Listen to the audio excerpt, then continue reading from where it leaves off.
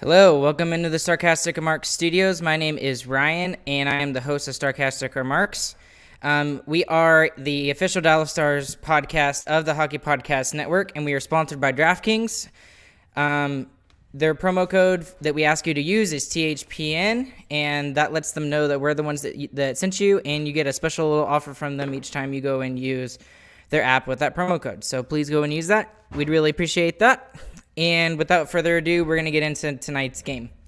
Tonight's game was absolutely, I guess emotional is the correct word that I would use.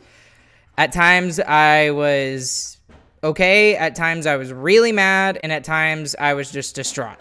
So it just seems like throughout this game, this was a monkey that the Stars were trying to get off their backs. They were trying to get back into the win column, and it just didn't seem like they were going to be able to do that tonight. But thank goodness they actually took care of business here, and they got the win tonight. So I think some of the biggest takeaways out of today's game is you need to look at the fact that Ottinger is still continuing his absolute fantastic play. I don't know what else we can say about the man that is Otter. He's just been 100% on every single time he's played. The one exception has been the game against the New York Rangers. And the game against the New York Rangers was a one-off. There were 2 goals there at the end that I think he would probably like to have back. But other than that, he has been really solid through the last couple of games. And the other takeaway that I would probably is that this Stars team really misses Miro Heiskanen. I know that he wasn't doing a lot offensively on the ice for the Dallas Stars, but if there was anything that he was doing, is he was providing the solid backbone for the defense that they need him to be. And, you know, that there were a couple of updates on him from Michelle.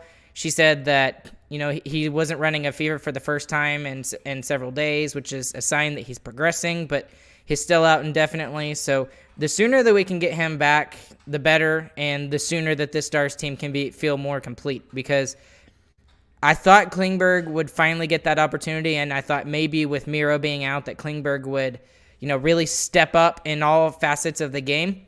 And tonight he definitely stepped up in the offensive role of the game, but in the defensive role he's still quite struggling. I'm noticing that he's trying to make more plays in the offensive zone, and that's fantastic. I'm glad that he's making more offensive plays in the offensive zone. But still in the defensive zone, he's not making the same sort of plays that he used to.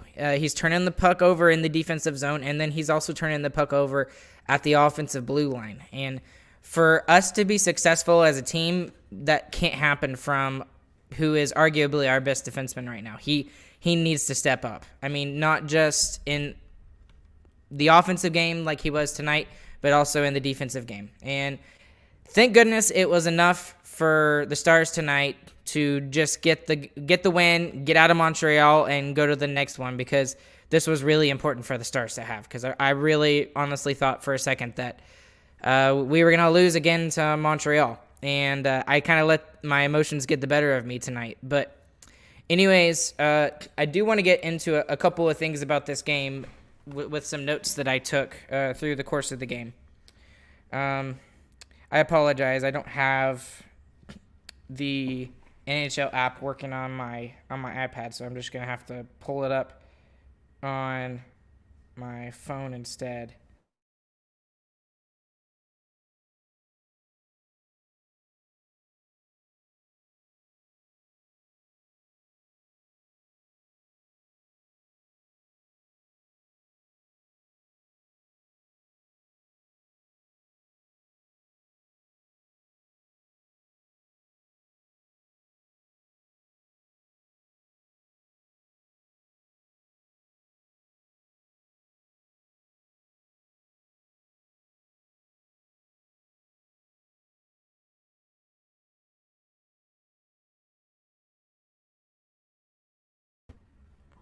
Sorry about that. My internet's kind of not working all that great right now. But anyways, what I wanted to get into was the fact that the Stars were consistently, seemed like they would win the faceoff in whatever zone they were in, and then they were never able to really control the offensive part of the game.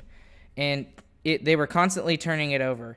And if this tells you anything, well, I don't really know if I believe the giveaways part of the game tonight, because in the giveaways stat line for tonight's game, Montreal led the Stars with 25-16 in giveaways.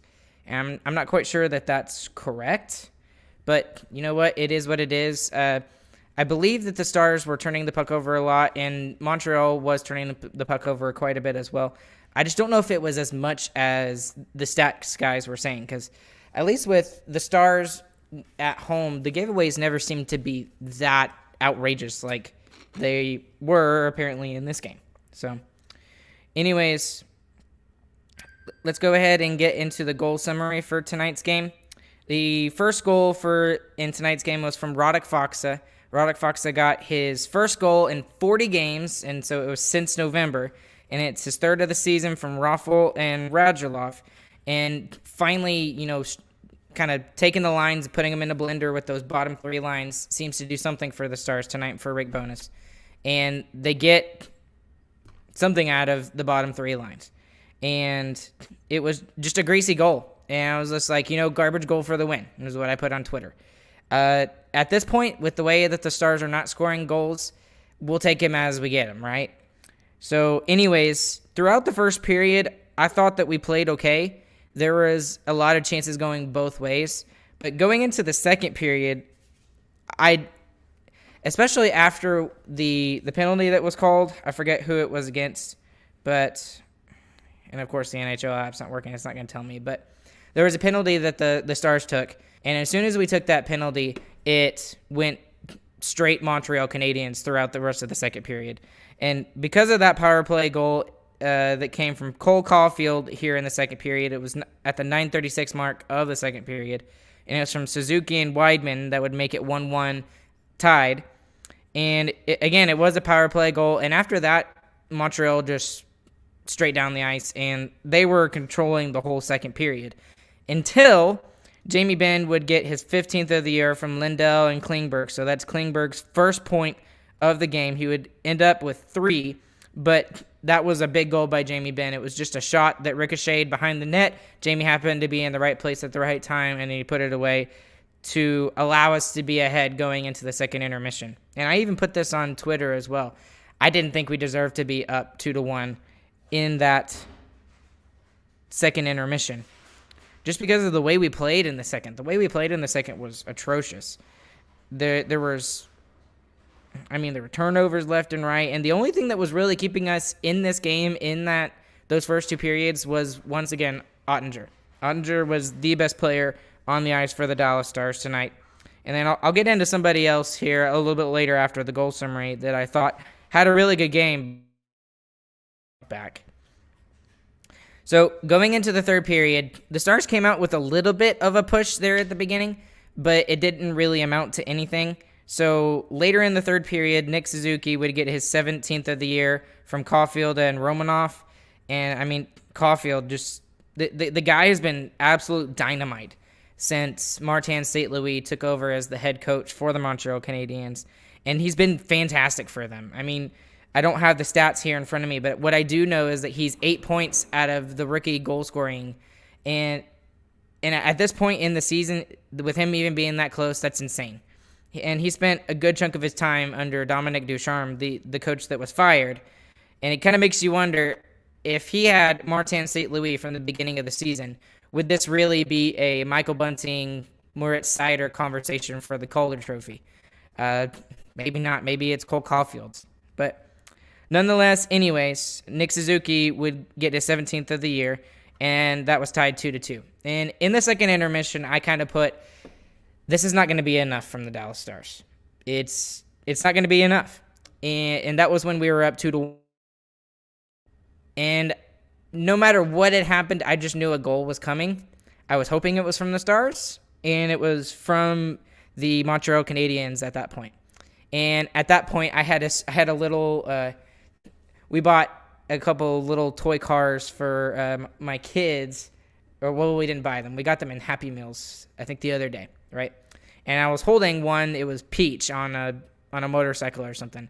I'm sitting here messing with it as I'm watching the game. And as that goal went in, I took it and I just threw it. And I was hacked off. At that point, I thought we were going to lose the game. I really did. Because I thought it was going to go into this whole we can't seem to win against the bad teams kind of thing. And I won't even go into that conversation again. But at that point, I really thought we were going to lose. And that my fears were even more confirmed when I don't even know how to say his name. I apologize. But Corey Schuhaneman, whatever his name is, the only reason why he was in the lineup tonight is because Ben Sherratt was traded. So he gets his very first NHL goal in like his 13th game, I believe is what it was. And he gets it from Pitlick and Dauphin.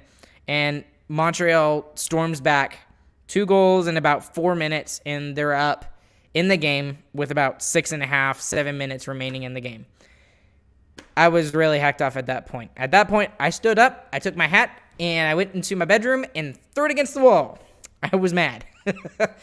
And I can laugh about it now because we won, but oh man, I was so mad. I thought all of these stupid little things that are kind of crushing the Dallas Stars right now were going to crush us against arguably the worst team in the NHL.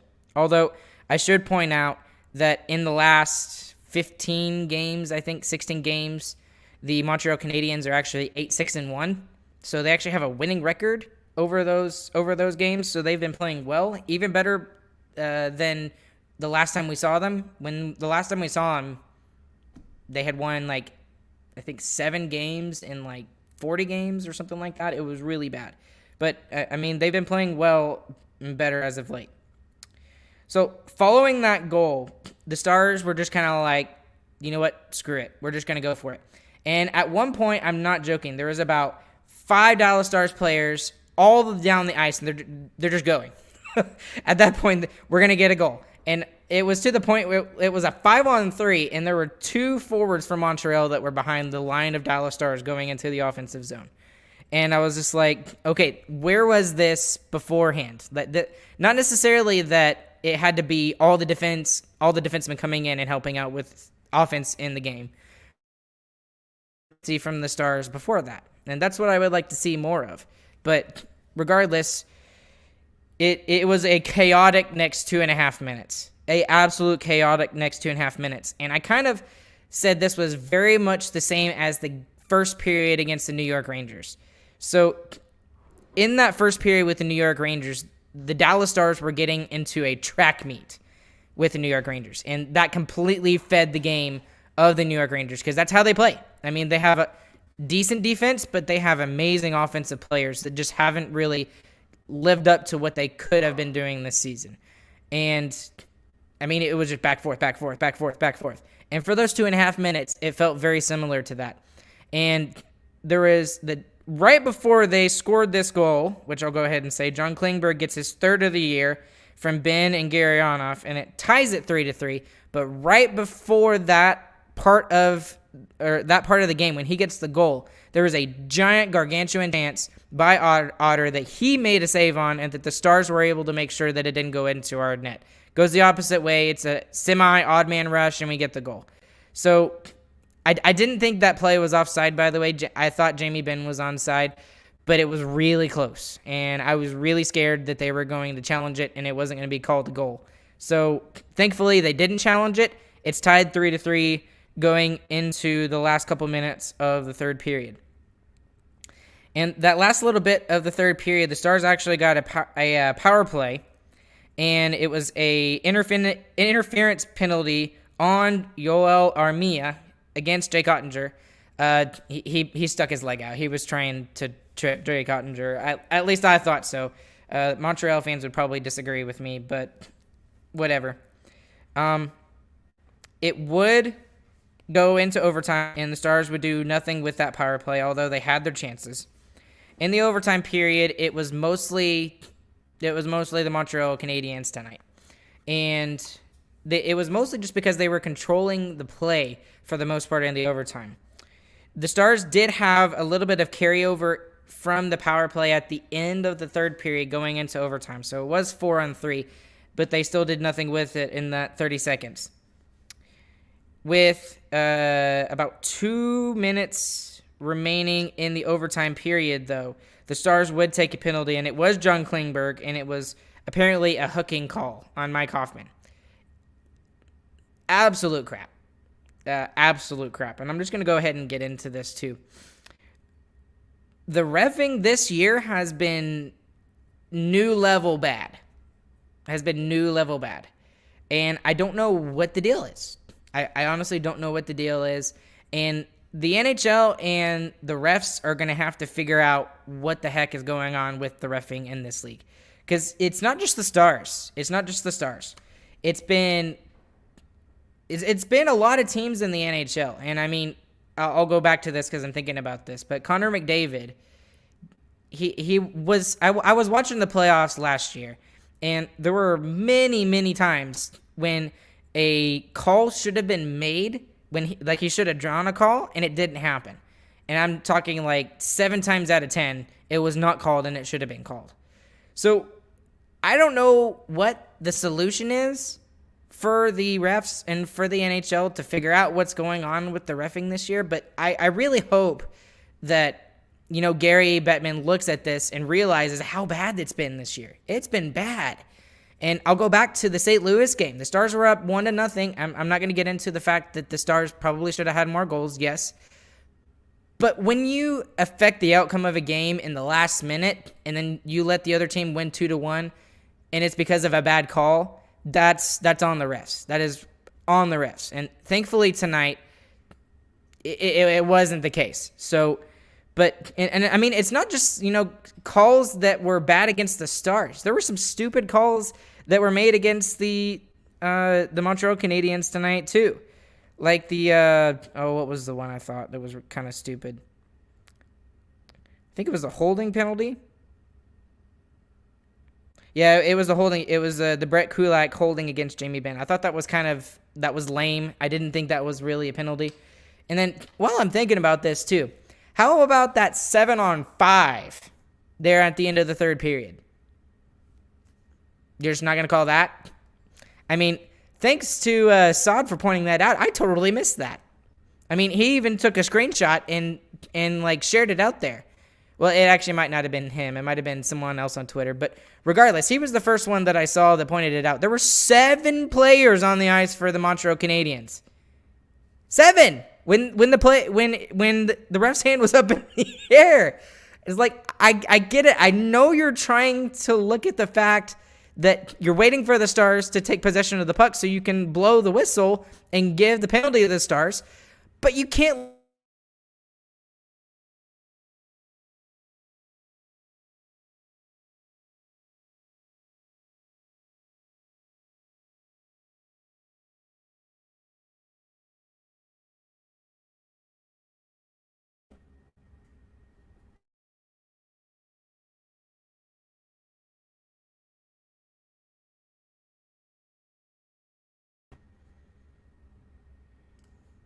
Man, my internet has been really, really, really bad tonight. I apologize about that, guys.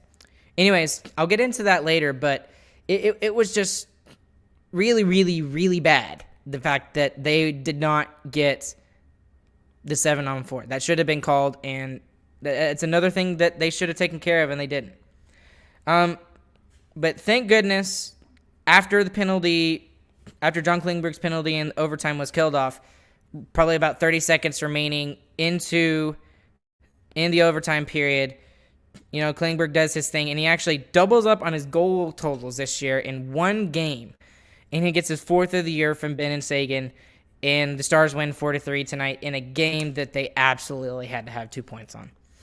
And I think looking at the standings, they have like four games in hand on the Vegas Golden Knights for that second wild card spot, but man, we're not making it easy for ourselves right now. We're really, really making it hard for ourselves. And throughout this game, I really thought that the Stars were playing timid and they were playing with zero confidence. And those are some of my biggest takeaways out of tonight's game. But a couple of other things I wanted to get into tonight. After I mentioned the really bad reffing in tonight's game. I talked about John Klingberg, and I'll go ahead and say this about what the Stars are going to do at the trade deadline too. I don't think the Stars are going to do anything, and I've been saying that for several weeks now.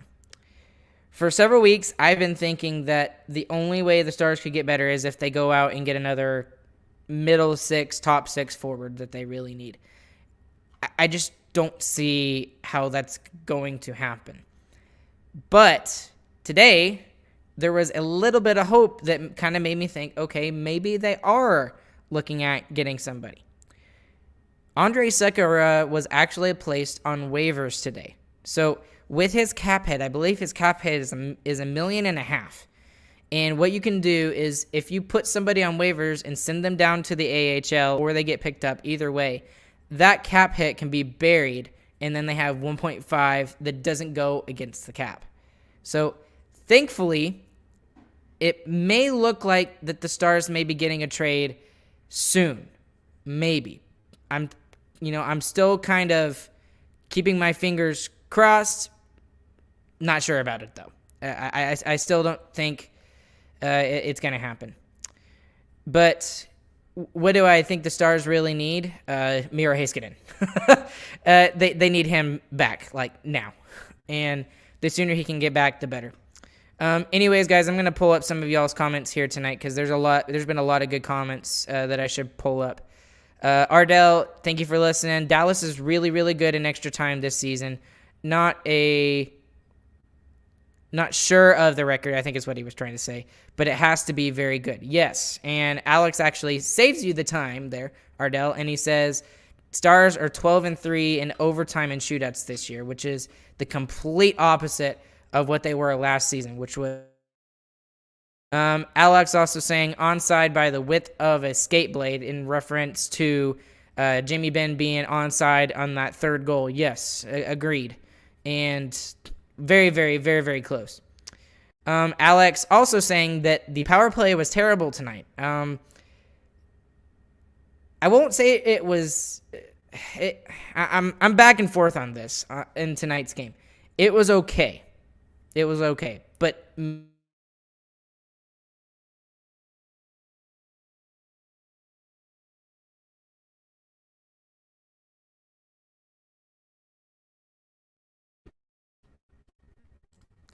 Oh my goodness, my internet's bad today. I apologize, guys. It was good 40% of the time, and it was bad 60% of the time. So I'm not sure, what to say else about that.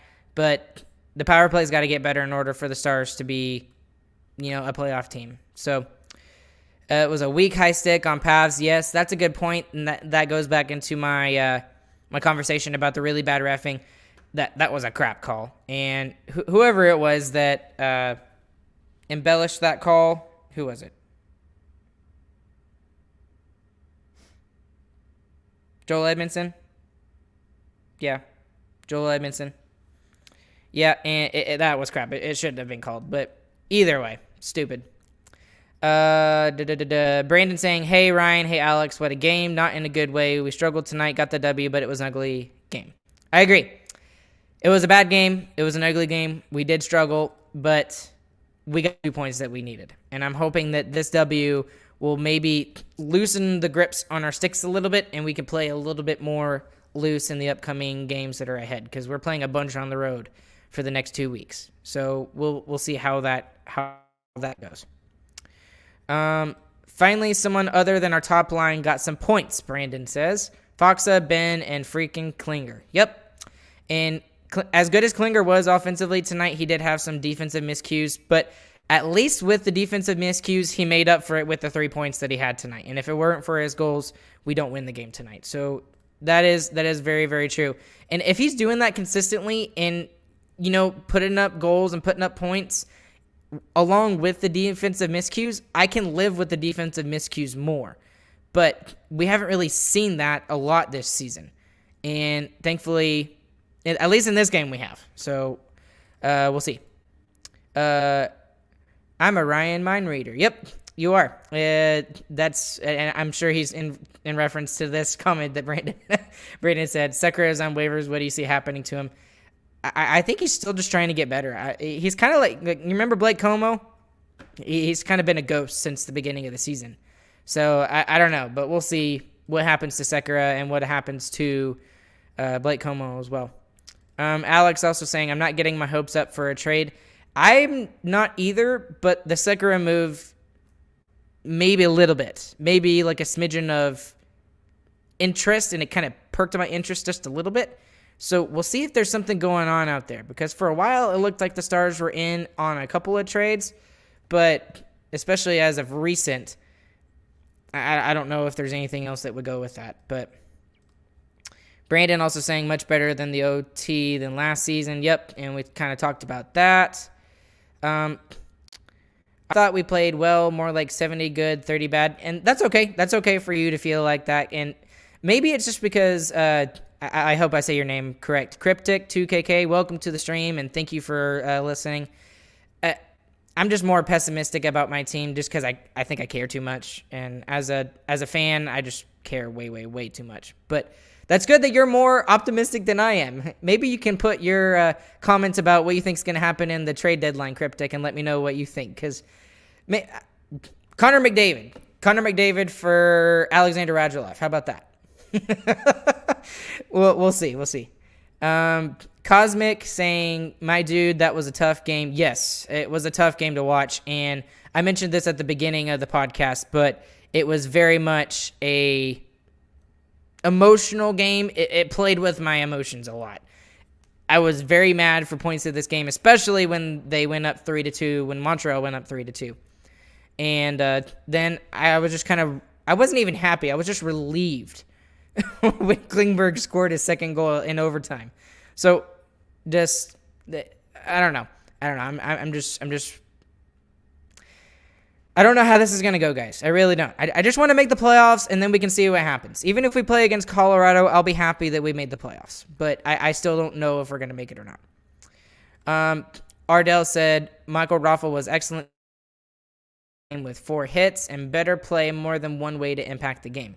Yeah, and that's a good point. That's actually a really good point, Ardell, is I mentioned this in the last episode, but Michael Raffle really should have been put on that second line to start the game, because I really thought that he deserved it. And I know he's not an offensive guy, but the way that Bonus is playing his team right now, that's not going to happen, right? Not everybody is going to be super offensive just because that's the Bonus' system. It doesn't work that way. But I really thought with the way that Michael Raffle has played the last couple of weeks that he would get that opportunity. And he tried to slam the old big three together, and it just didn't work. That makes me think about two things, actually. I want to go back to Alexander Radulov for a second. So apparently there is some interest, according to Elliot Friedman of Sportsnet, there is some interest from the New York Rangers in Alexander Radulov. Now, what is it going to take for the Stars to trade Alexander Radulov? It's going to have to be something that blows the pants off of Jim Nill, which I don't think I still don't think it's going to happen. But if you can make a move like that, that allows some other players who are kind of buried a little bit, like Yoel Kiviranta. He's not really a top 6 forward, but he can play in the bottom 6 fine. But that allows you to at least get $3 million off your cap. If you take, $3 million, if you oh my goodness, I can't think of the word. Retention. If you take 50% of the retention of Radulov's contract, and that saves us some room, maybe we can go do something else. But again, I just don't think that that's going to happen from the Stars. Honestly, I was happy if we would trade Radulov for like a 5th, 6th, or 7th round pick at this point, just to get some cap space and then maybe go do something. Go get a guy that can actually score. I mean, Zuccarello. Man, I miss that guy. I really wish we had kept him. Anyways, Alex also saying just need Vegas to lose to Florida. Yep, if that happens, which statistically should happen, then the Stars will be in the second wild card spot at the end of the night. But Vegas has been so bad as of recent that I don't think it's going to play into the Stars' favor, and Vegas may win tonight. I don't know. But Brandon also saying, on a positive note, Otter had some great saves tonight. Yeah, he did. He was completely unflappable, as Alex also mentions. That's a very good word to use. He had a very good game tonight, as did he the last game as well. Against Toronto, he was getting no goal support. And tonight he did. 2 of them from John Klingberg. So some other comments that we got. What is your opinion of how Studenic played? I thought he did okay. I did. I liked his energy and his compete level that I saw. He was actually going to the corners and really had some speed to him when he was on, I guess, that semi-second line with Tyler Seguin. But it was still really good, and I liked the way that he played tonight. Alex Smith also saying, Montreal's third goal too. Let him see the shot. There were 2 stars in front of him and no Canadians within 20 feet of the net. Just let him see it. Yeah, and they're normally really good about that too. They're normally good about letting their goalie, whoever it is, whether it was Otter or Hudobin or Bishop or Holtby, whoever it is, they're normally really good about letting their goalies see the shot. But I guess for the case tonight, that wasn't the case.